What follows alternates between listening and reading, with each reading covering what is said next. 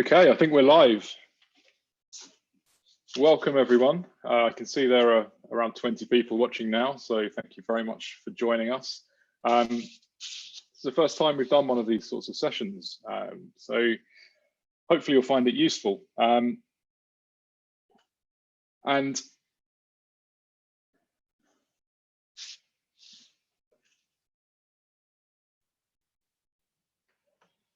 Sorry, I was getting some feedback there from YouTube, which is open on my screen. Okay, so as I was saying, this is the first time we've done one of these sessions.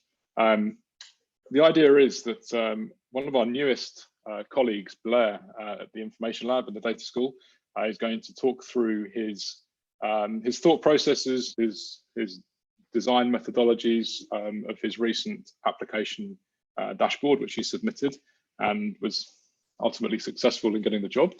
Let me introduce myself first. My name is Luke Stoughton. I'm head of recruitment at the Data School.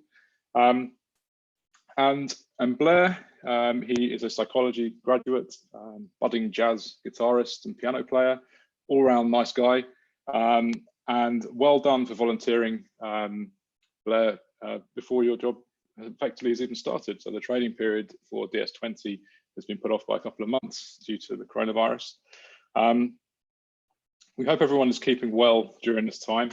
As a reminder, we're always looking for good people at the Data School, and we're recruiting constantly throughout the year.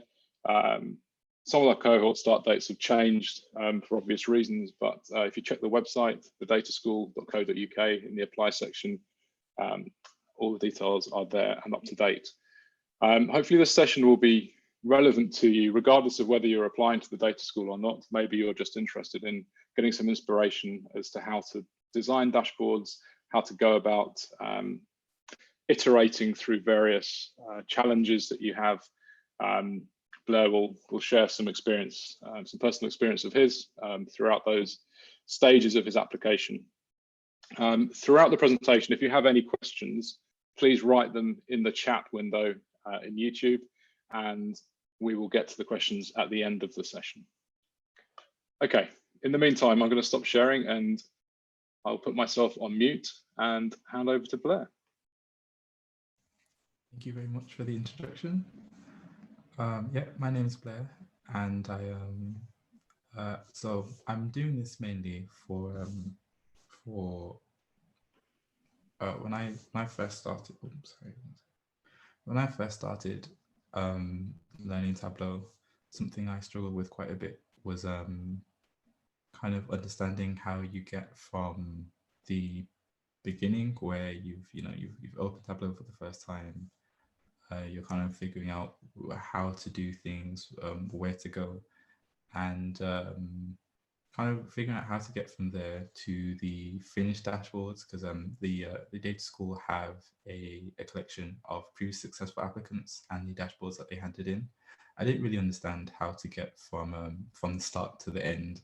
So I hope kind of with me talking through my learning experience, it makes it a bit easier to see how anyone else would kind of start learning Tableau, and how you go from a a good starting point with a good core concept to a polished finished dashboard. And so that's what we'll be doing today. Yeah. And oh, am I sharing my screen? Am I sharing my screen? Not currently, no. So click at the bottom where it says share screen. Share screen. How do I do that again?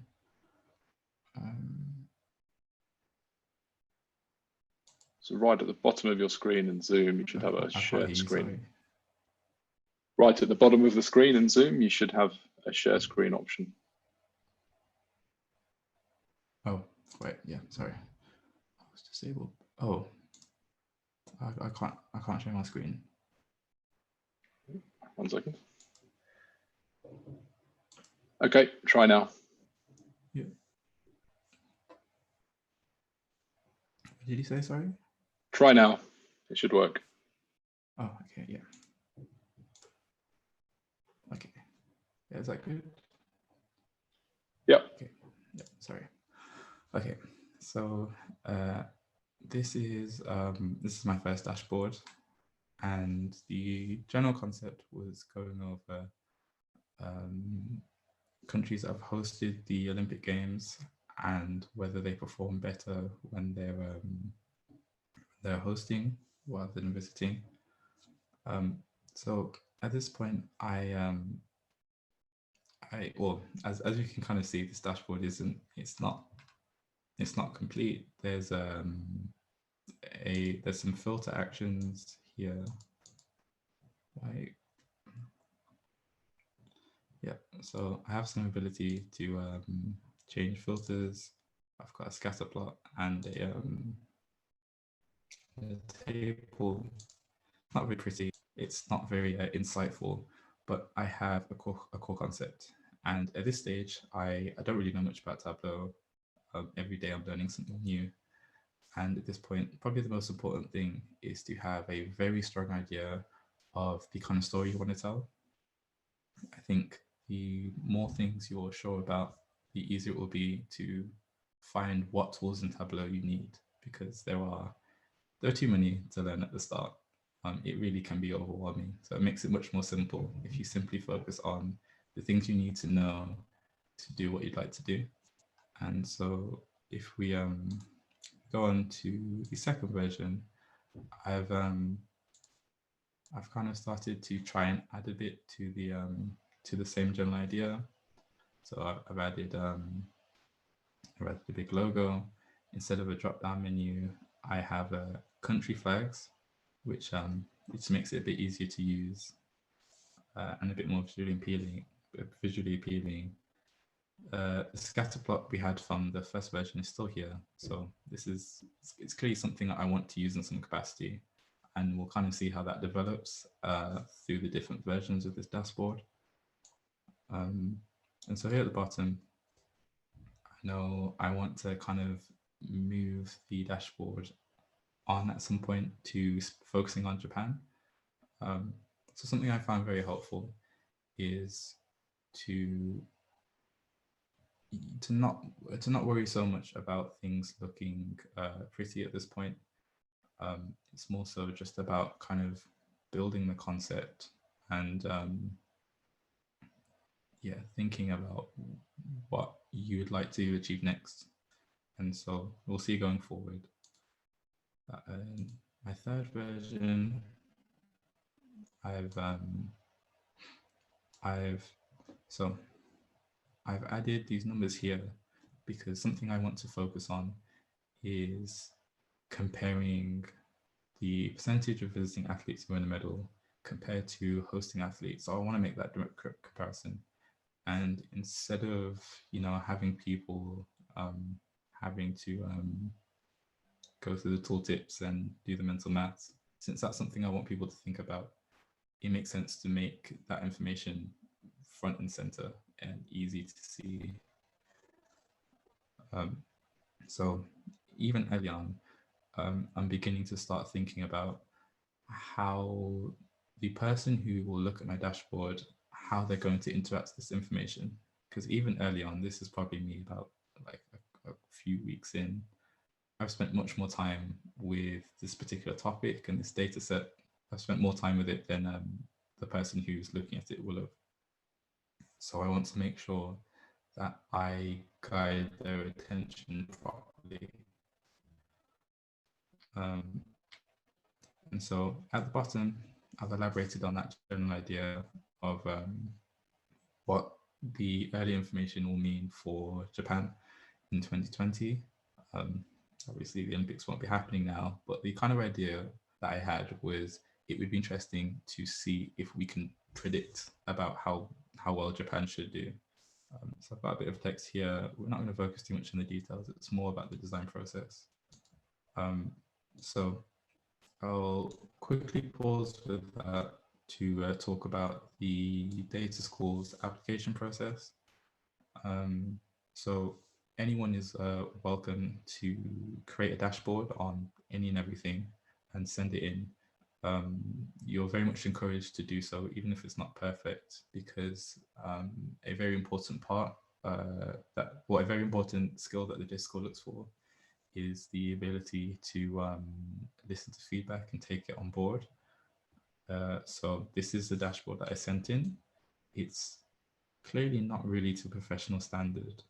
There are clear ideas. There's potential, or I'd like to think so at this point. But I wouldn't have even said at the time that this is something that should get me into the data school. So I received my feedback, and we will see quite a large jump between that version and this one here. So a couple of things that were brought up were adding functionality. It's very important to keep in mind that if you're using Tableau, it's a specific tool, and you should try to get the most out of that tool instead of using something else. So I could make a video, I could make a PowerPoint, I could write a blog post about this concept. The whole idea is I want to visualize it, and so that's why I'm doing it through Tableau, and so that should inform my design process. And kind of the other thing that was brought up was very much emphasizing the importance of the fact that you will be the expert in your topic, relatively speaking, when you create a dashboard, because you will spend countless hours tweaking and analyzing and so on and so forth. Any person who looks at it will not put the same time in. So it becomes increasingly important to keep in mind that you will be more comfortable with your dashboard than anyone else. So you have to do your best to bridge that gap, as it were. A well-designed dashboard is easy to understand and engaging for every and anyone. And so this is something I start to think about a bit more. I've changed the layout so that it should fit all in one screen. I've started to develop a color scheme, which is actually this blue is the same one of the Tokyo 2020 logo. So it made sense for me to build my color scheme around that. But a lot of the same core concepts from early on are still being brought through. They're just being repurposed to make them a bit more useful. So I've still got the numbers, they're just down the side now. And I've also added in an information tooltip. So at this point now, space is a bit more at a premium, since I'm being a bit more intentional with my use of space. Instead of having a big chunk of text explaining what things mean what, if you get it, then you can just look through. If you don't, then you know to come up here and find out a bit more. Yeah. So then going forward, so the first three dashboards, the ones that I made on my own before any feedback, that's kind of like mostly the exploratory phase of learning Tableau, where your main focus, or my main focus at the time, was finding out what things I could do and how. So going back to the previous successful applications that I'd seen, I would notice things that I liked. So for example, having this arrow here that will change depending on whether it's a positive or negative value. It's something interesting that I saw. I just didn't really know how it was possible. And so a lot of my time was spent figuring out how that could be done so I could implement it. At this stage, now that I have what I feel is like a more solid base to develop from, my focus now is expanding, adding content, kind of elaborating on the idea that I now have. So at this point, I've added 2 slides, two more dashboards. I have one looking at Japan's Olympic history. So on this, we've looked at every country that's hosted the Olympics before. And now we've kind of narrowed that down to Japan. So I've added more bar charts. I've added the logos for the Olympic years. I have a donut chart. So at this point, I'm a bit more familiar, I'm a bit more comfortable with basic chart types, so bar charts, scatter plots and such. So now I'm to kind of expand my visual vocabulary a little bit.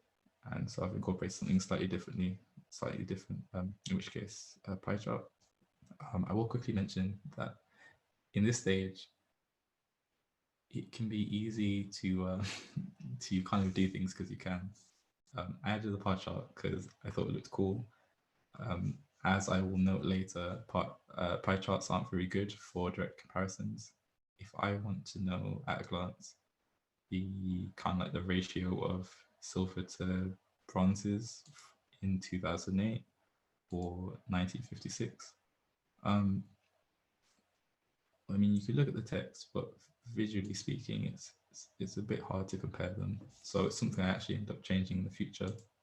And I have a conclusion as well, kind of going over the number crunching and making the predictions of how many medals Japan should win, and if it will be more than they've ever won before.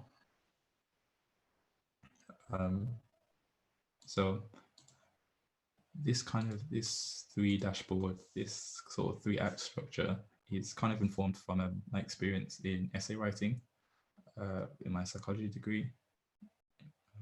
It's quite common to, when you have like a core argument, that you'd introduce the argument, you would elaborate on it, and then in that elaboration, you would kind of be directing the reader towards your eventual conclusion. And so I've kind of used that same writing style to inform my dashboard design process. So I would encourage people, if you have experience when it comes to developing a narrative, any sort of communication really, I think that you should use that experience when you're learning Tableau.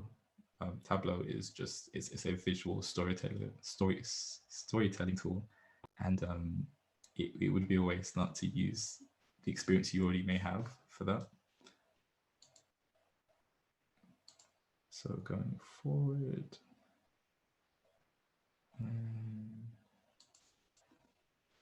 yeah. So at this stage,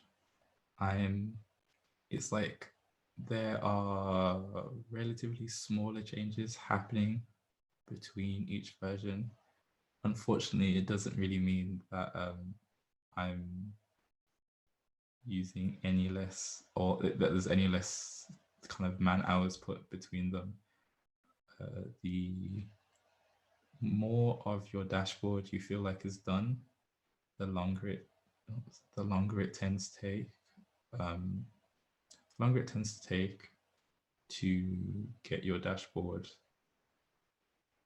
finished, as it were. It tends to be that the more you learn, the higher your standards for a design, and so the longer it takes to kind of work out what it is that needs to change. Yeah. So in this one, I've added I've annotated one of these scatter points. So to kind of exploit the process, you look at the scatter plot, you might not immediately know what it means. You have a point that's annotated. It tells you it's the year, the country, so many athletes, and of those a certain amount won a medal, and the percentage. And that clears things up very quickly. Again, it's a relatively small change, but at this stage, it kind of becomes trying to show up visually the weakest links in your chain. And so at this point, I've now changed that pie chart to a bar chart. It's much easier to see the relative comparisons at a glance which is probably more useful. So you can see that, you know, there's some years where the amount of medals is fairly evenly split, and others where they're quite weighted towards bronze or silver or gold, for example. Also small changes here where before,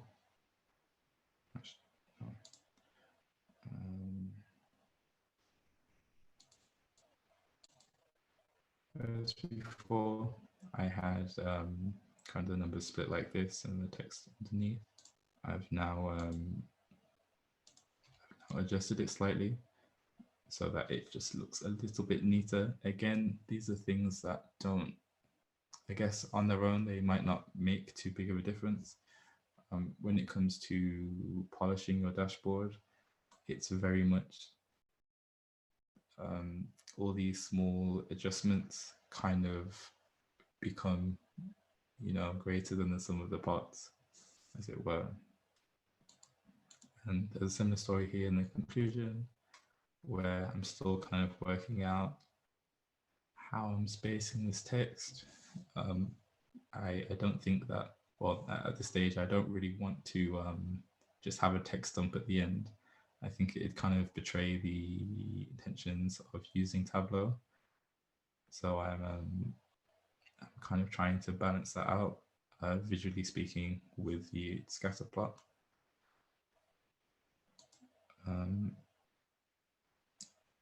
And so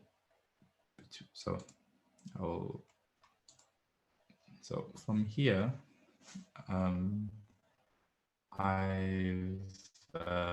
something that I've done is I've reached out to the Tableau Twitter community. I very much think that it's a lot easier to make learning Tableau a collaborative experience. Everyone who kind of has to sit down and put the time in, they will all come from a different level of previous expertise or experiences. Some things will be easier to some will be harder for others.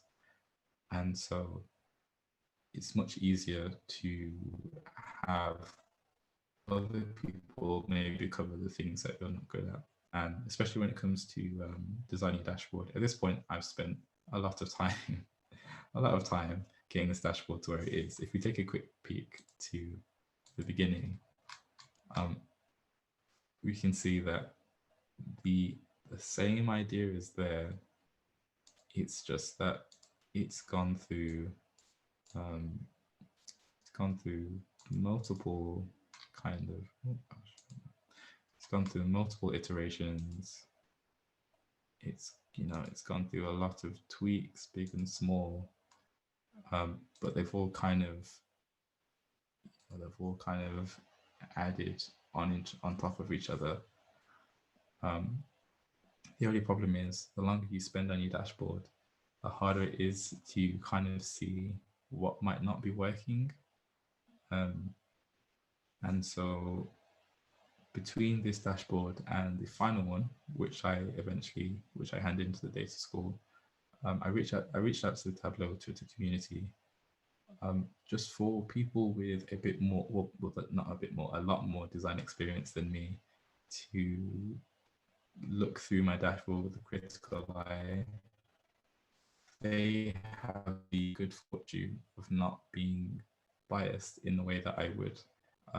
If there's something that's not that clear on a dashboard, I will understand, because, well, I did it and I've spent countless hours staring at it. So like, if I thought that there was something wrong with it, evidently speaking, I would have changed it already.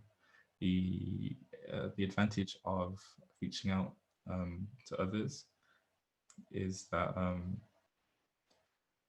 not necessarily that they will tell you that your stuff that what you've done is wrong.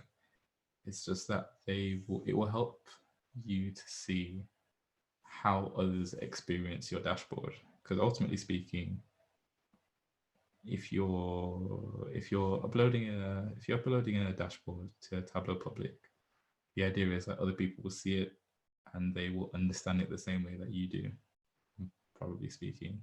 So it's almost imperative to kind of get a sense for how people are experiencing a dashboard before you can say it's done, because the views experience is really, it's almost half of the battle. And so going to my final dashboard, once again, there's been some adjustments. The map that we had on the left side, someone, when I sent my dashboard out, someone asked me, why is it there? Is location data at all relevant to the narrative you're building? And it wasn't. I added the map when I did, because I just figured out how maps worked.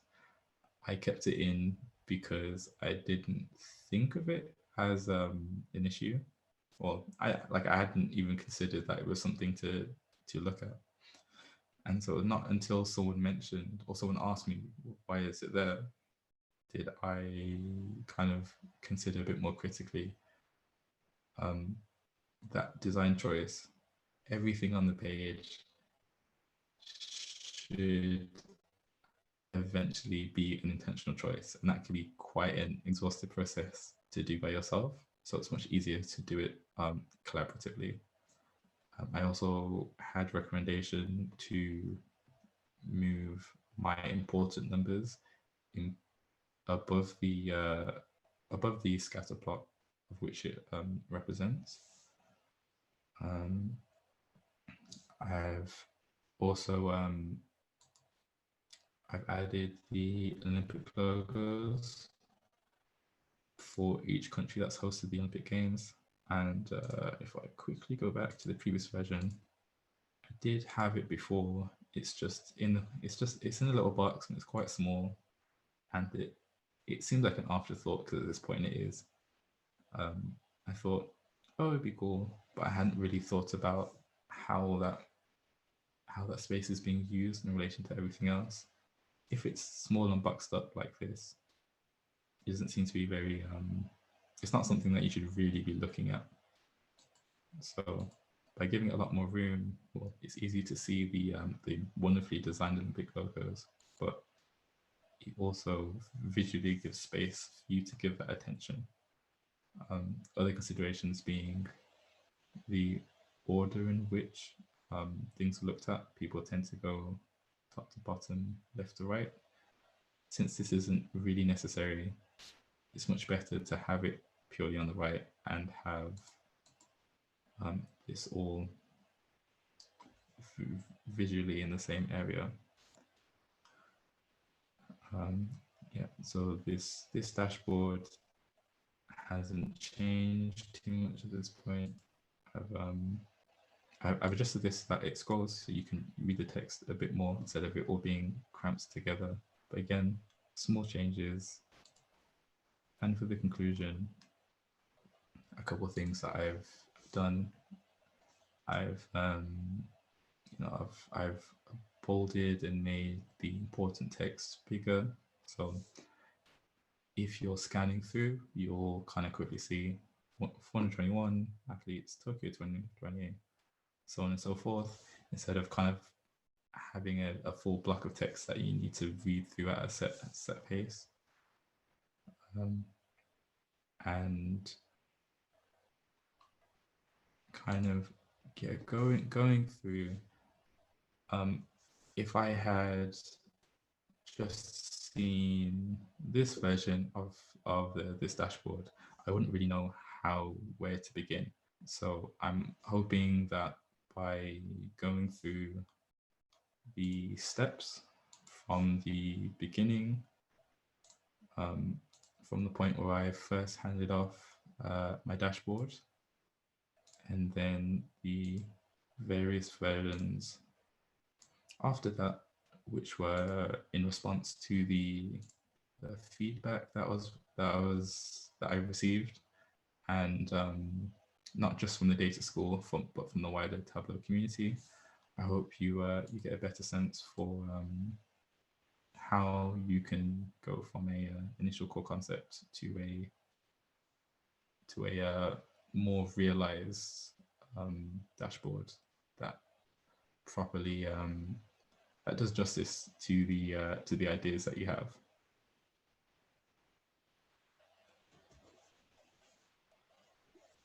I think that's me done.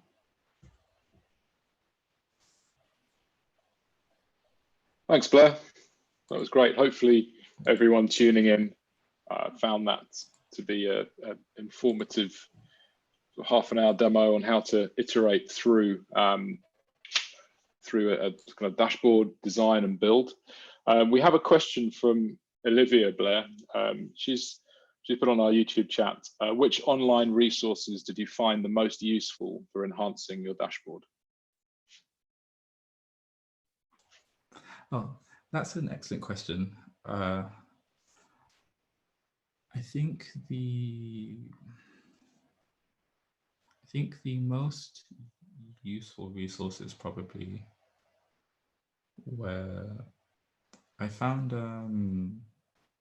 there are a lot of small, like a lot of blog posts about centered around very specific topics. So for example, should I share my screen again as I'm explaining? Yeah, by all means, up to you. Okay, yeah. So yeah. So this thing here with a arrow that changes up and down, depending whether it's positive or negative. I stumbled upon a blog post that, well, I think I was talking about how to properly display positive and negative percentages, and so stumbled upon a blog post about it. I think there are a lot of different places that tend to cover very specific things. There's the I know the Information Lab YouTube channel has a lot of videos around topics. Our head coach Andy Griebel has done a lot of videos on different topics. I'd say that once you know specifically what you're trying to do, which sometimes is the hardest thing to work out what a certain technique is called. Once you know what it is, it's a lot easier to find help on how to do it.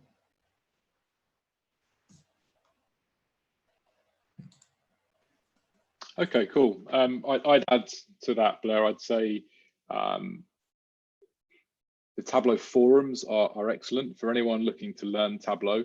It takes 30 seconds to create a profile for yourself, and there are hundreds, if not thousands, of people around the world who are on the forums. They answer questions. So if you have a question, I don't know, you don't know how to create a particular chart type, or you don't know how to make a formula work, something like that, you can write a question on the forum. If you can provide a workbook, with some dummy data if necessary, to illustrate the problem that you're having, then all the better. But the forums are really powerful, and there's lots of people there who are willing to help.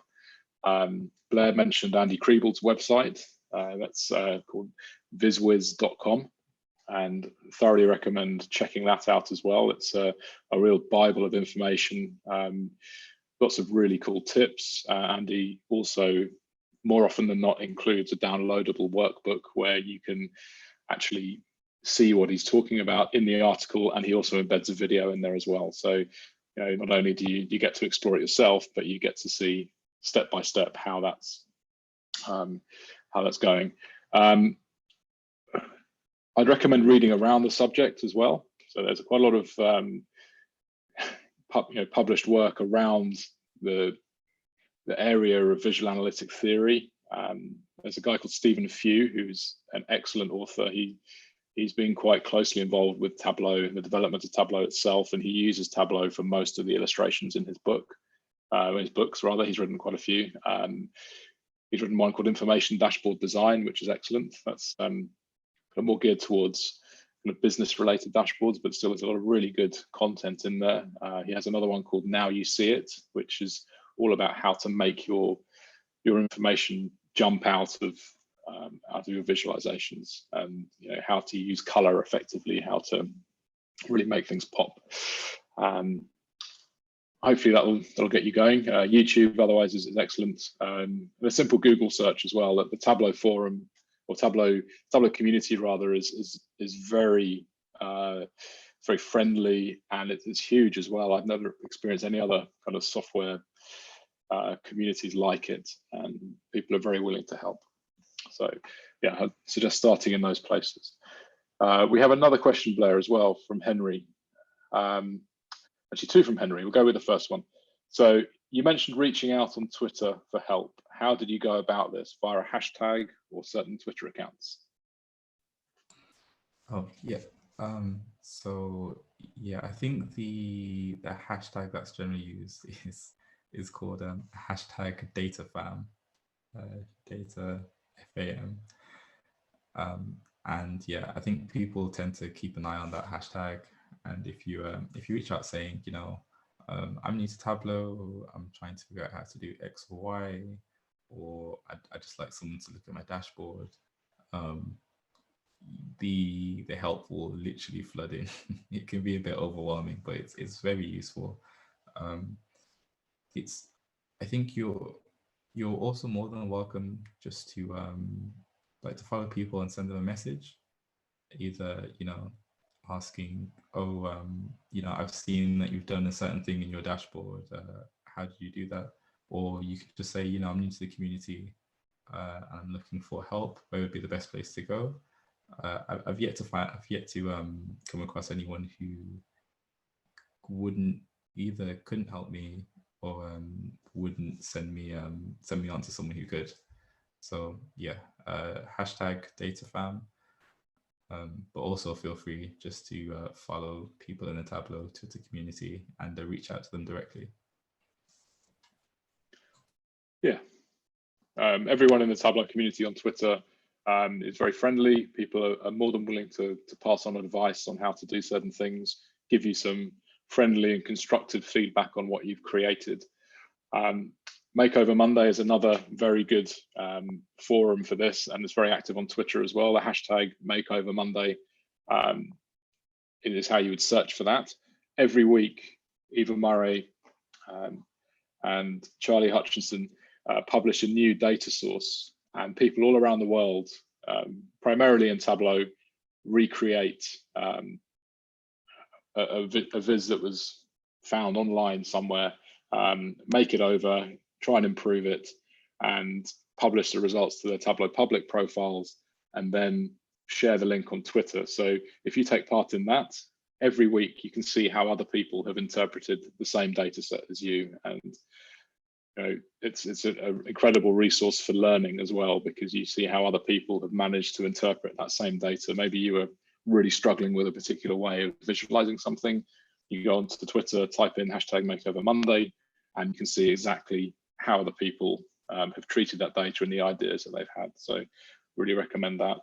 And Tyler in the comments as well has said Workout Wednesday on top of Makeover Monday has been really helpful. So Workout Wednesday is currently done by Lorna Brown, one of the Den Masters, one of our colleagues as well. And that's a kind of Tableau gym session every Wednesday. Ways to resolve certain problems, little you know, tips and tricks that you can try, and there are loads of these going back as well. So search online for those. Okay, we've got a couple more questions. Another one from Henry for Blair. Do you have any lesser known tips or techniques which you really feel elevated your dashboard design?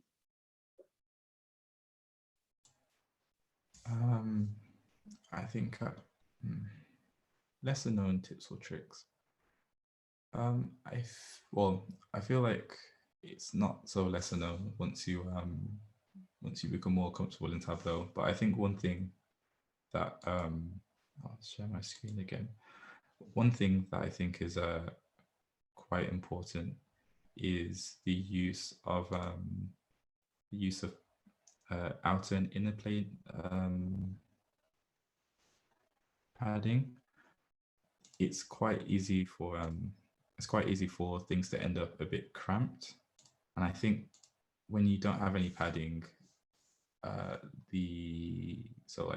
containers, kind of the boxes that everything is in, the contents of it can kind of end up a bit too squished, and I feel like that's one thing that visually will it makes it a bit it makes it a bit less pleasant to kind of look at a dashboard when everything it feels like nothing can breathe.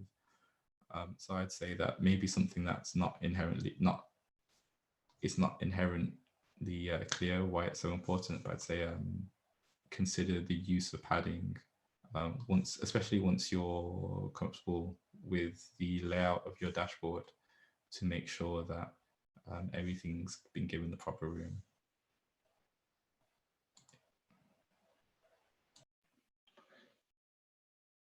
Thanks, Blair.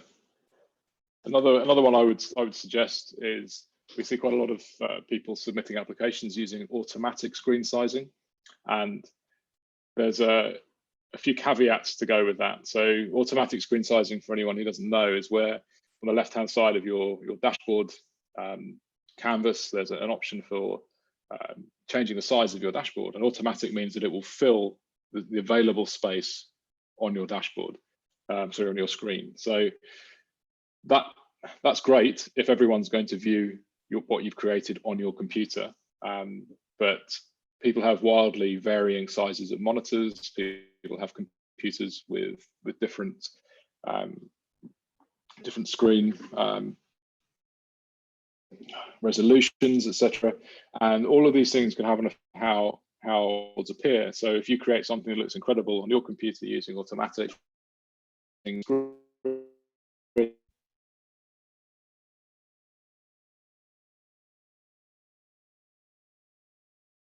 if you dashboard as well, things can float over other things while you're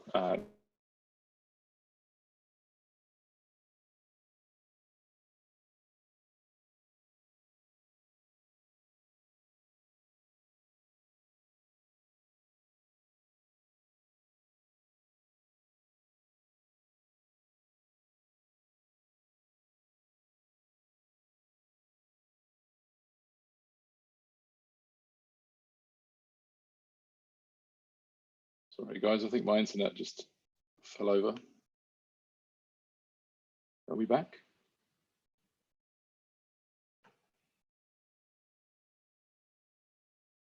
Okay. Just waiting for YouTube to catch up.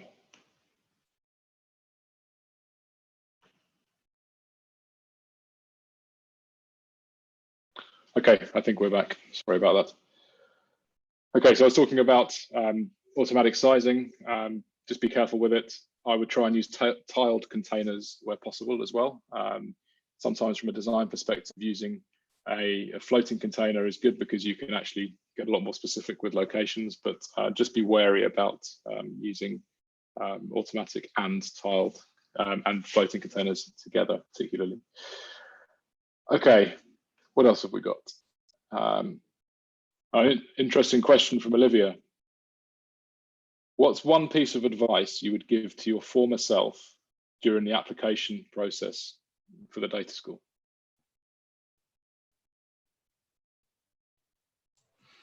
That is a very good question. I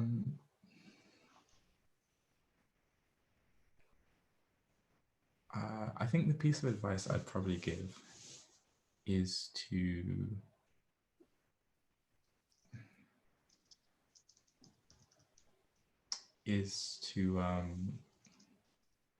not worry so much about not worry so much about complicating my dashboard. I think early on I kind of assumed that to show that I could design well, or that I had potential with the Tableau, that I need to understand the most complicated concepts or tools. So I think I spent a lot of time looking at calculated fields and level of detail, things that I still don't really fully understand. But I spent a lot of time kind of bashing my head at that wall, assuming that that's what I needed to do to be good enough. I think in hindsight, I realized that Tableau has a lot of tools, and you don't need to be 100% familiar with all of them. You just it helps to not be limited by what you don't know in Tableau, but it's not really the biggest concern. So I'd say my advice to my earlier self would definitely be, you really need to know. We don't need to know everything, and things definitely come with time. So don't spend all your time on things that you don't even have a use for yet.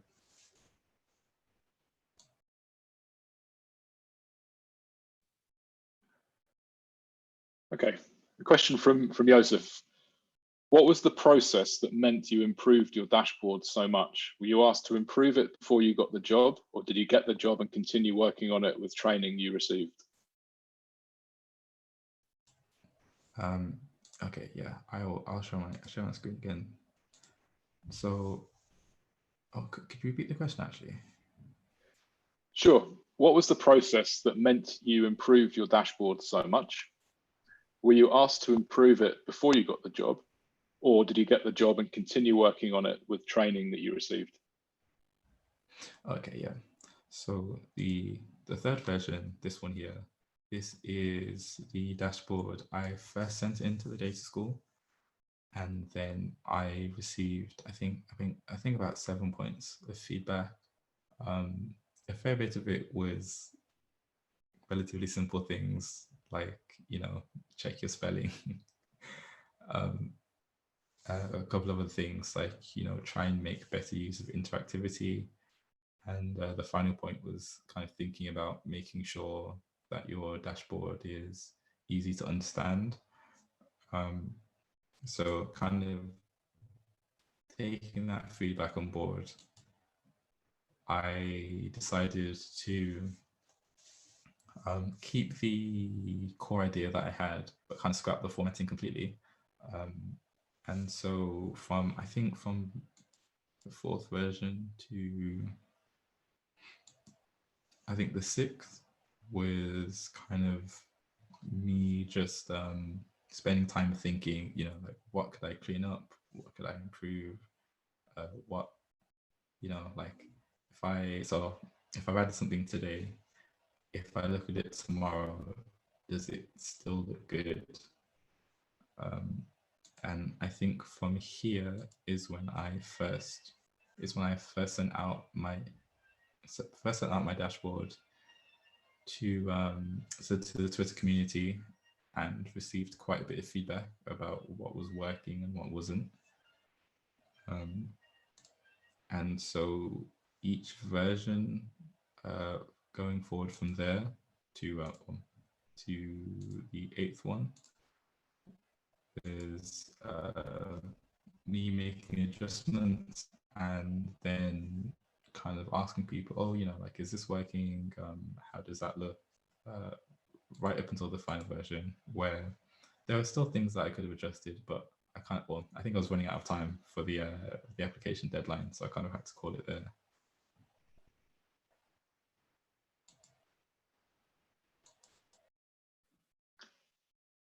Okay. Next question I'll answer. The question is, how many applications per cohort do you get? So it varies a little bit.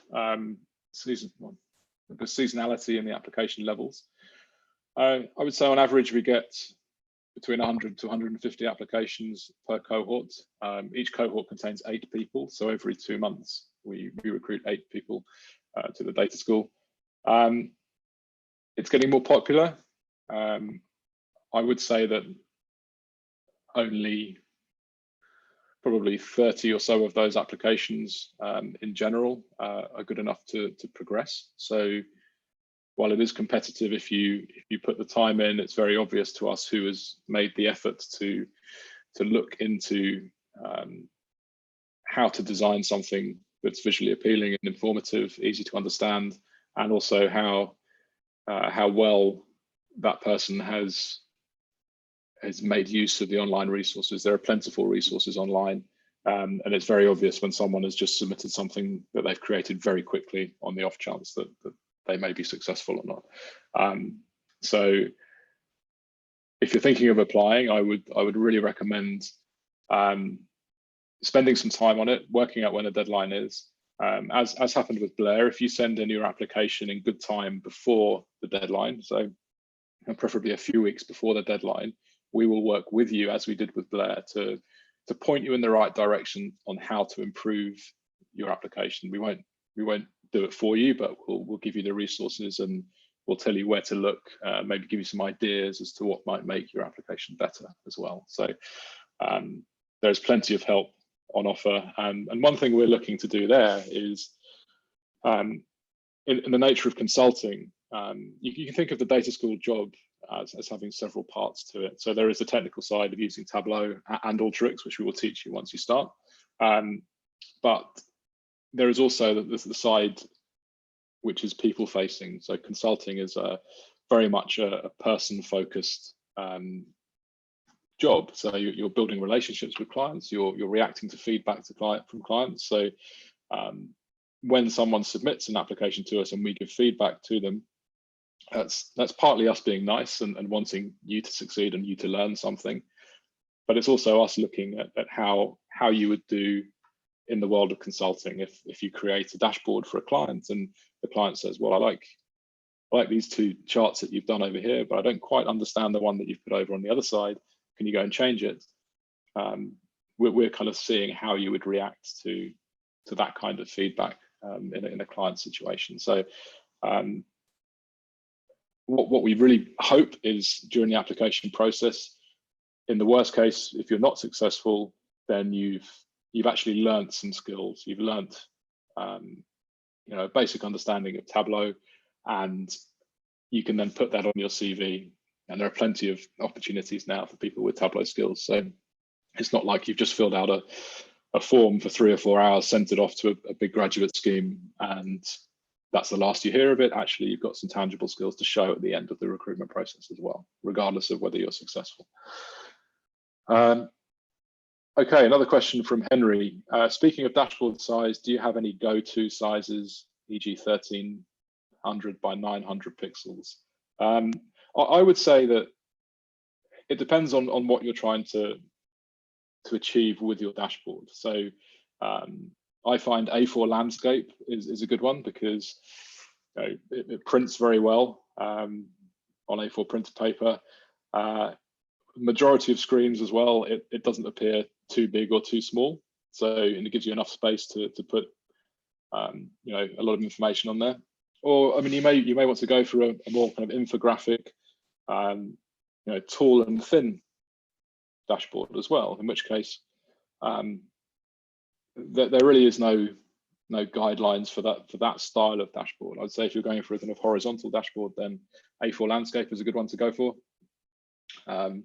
But really, it depends on what you're trying to fit in, and it's important to give your charts enough room to breathe as well. So maybe that means that you go slightly bigger in order to fit in the information that you want to include.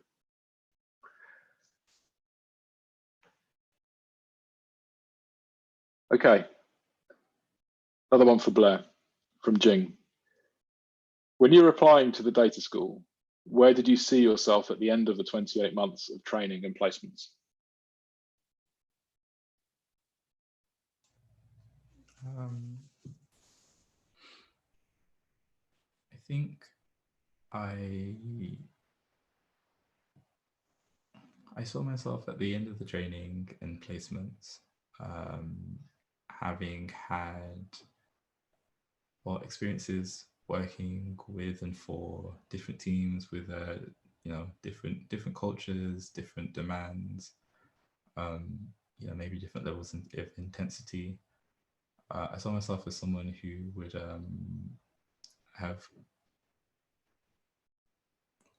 who would have probably developed the resilience and confidence to to say that I would be able to make myself an asset kind of wherever I was going. And I think I also saw myself having really, had the opportunity to really emphasize my strengths that would come about being a consultant. And by that time, I would have definitely had to address my weaknesses as well.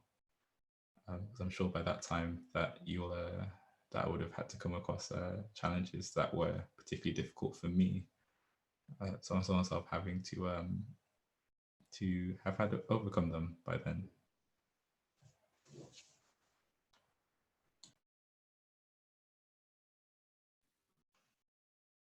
Thanks, Blair.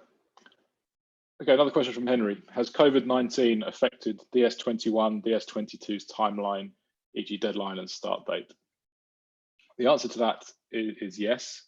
DS21 are now starting in July. Let me just get the, which will be August for them, sorry. Everything has been pushed back by 2 months, basically. DS20 couldn't start in April when they were supposed to start, so they're actually starting remotely in June. And it's purely down to the fact that everyone now is working remotely, so we weren't sure how that would work, you know, in enrolling a whole load of new colleagues into the company and being remote. We're pretty confident we can do that effectively now. And yeah, so it's all subject to change though, as I'm sure you can appreciate, because we don't really know how long this is going to last for. And we're not sure what impact it's going to have from our client side as well. We haven't seen a huge downturn in demand, which is good. So at the moment, the start dates that are on our website are correct and will stand. So DS21 are going to start on the 3rd of August, DS22 on the 5th of October. If anything changes on that, it will be communicated to all applicants and it will be updated on our website as well. But at the moment, assume that the dates on the website are correct. And obviously we're hoping that they don't change as well, because you know, it messes everyone around, but unfortunately that's out of our control. Okay, a question from 91 Sotam. Does blending slow down the performance of your dashboard? The answer to that generally is yes. There's a lot of caveats to that though. It depends on the size of your dashboard. It depends on how many linking fields you're using. It also depends on, you know, how many matching values there are as well, because Tableau has to query those two data sources separately and then make the join or make the connection between the two. So I would say the situations where you would use blending are greatly reduced by new functionality that Tableau has. So normally speaking, the situation where you'd want to blend is if the two data sources are at different levels of detail. So one is more aggregated than the other. For example, in those cases, if you join those data sets together as opposed to blend, you can end up with repeated values. You have to start using level of detail calculations and averages in order to get the correct values in your dashboard. So my recommendation would always be, where possible, to join your data as opposed to blending. Joining is where Tableau physically gets two or more data sets, joins them together into one flat table, and then queries that. And you know, you can now do cross-database joins as well. That was the other instance where you might use blending previously, is where you had two data sets from different systems and you needed to get values from both into the same dashboard. Now you can actually do a cross-database join in Tableau, where you could, for example, get a spatial file and a CSV file, join them together, so you can make use of the spatial values, you know, to create a map. And overlay the values from your CSV file on top of that map. So I recommend exploring those methods and use blending as a last resort if you can, because it can be a real rabbit hole of problems and get quite confusing sometimes. One more question as well from Speakers Corner Bandit. Great handle. how many times can somebody apply to the DS? And we don't really have a set number of times, written down anywhere. I think we've had people get in on their third attempt to the data school. We've had lots of people get in on their second attempt as well. I would say each time you apply, we would need to see evidence that you have spent time improving your skills. So that would be taking part in Makeover Monday, publishing, more dashboards to your Tableau public profile. One thing we do if someone's already applied and not got in, if they reapply, then we have a look at their Tableau public profile to see what they've been doing in the meantime. If there's just their original application viz for when they weren't successful and the next one they've done to apply, then that's quite a good indication that they haven't been doing stuff in the interim period to improve. So it's quite easy to check those things. But in short, we would say, probably if you haven't got in by your third attempt, then it probably isn't for you. And that's not to say that people who don't get into the data school are bad at Tableau. That's not just what we're gauging. Perhaps you're not a good fit for consulting. That doesn't mean that you wouldn't be a good fit, in an analyst job somewhere in a different company, not in consulting. So, and in some cases, we've actually helped people who've narrowly missed the mark for getting into the data school to actually get jobs with our clients as well. So, all I'd say is, if you're not successful the first time, don't be discouraged, but go away, work on your skills, and try and come back improved, and be able to demonstrate to us that it's improved as well. You've been working hard on what we've told you, because we give feedback to everyone. If they're successful, we give them feedback in their application, but we also give feedback if you haven't been successful as well. And that's normally quite detailed, and we'll tell you what to go away and work on.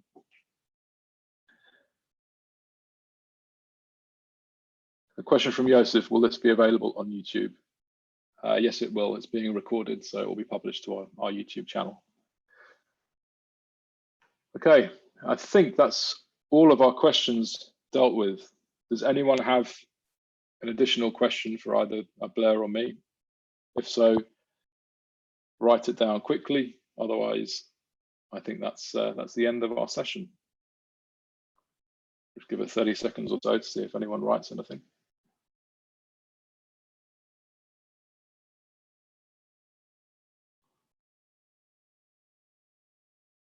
Okay, I think that's all of our questions done. Thank you very much for coming, and yes, hopefully we'll see you apply, or if not, I hope you found this this is useful for your thought processes behind when you start creating dashboards in Tableau.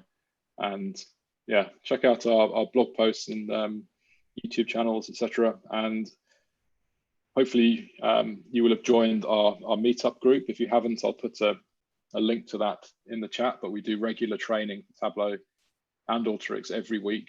You're more than welcome to come and register for that. At the moment, obviously, it's all virtual as well, so it's all done through Zoom. Anyway, thanks very much, and we'll catch you all soon. Goodbye.